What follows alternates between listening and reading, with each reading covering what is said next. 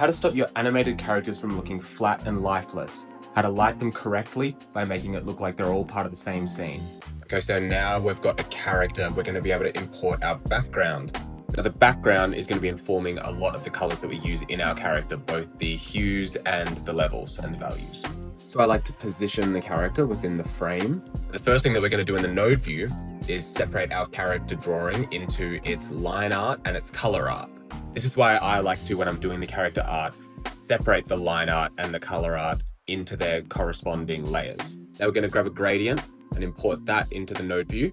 And using a cutter node, we're going to cut out the gradient using the color art as the mask. Using the background as our information, we're now going to play around with the gradient colors. So obviously the borders of the screen are much, much darker with this dark purple, reddy hue, but there's a light coming in from the center there from the caravan. So that's going to be more of a lighter orange.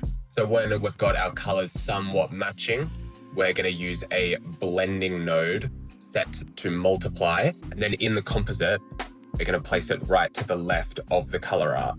Those two match together are already going to give us quite an integrated looking character. Definitely looks much more like it's part of the scene.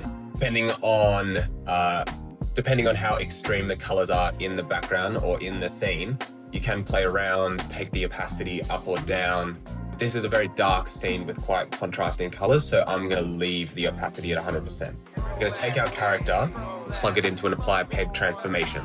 Then we're going to offset the peg transformation just slightly, shifting it away from the brightest part of the light source, because this is going to be our rim line. Now we're going to add in another cutter, again using the color art as the mask here, inverted.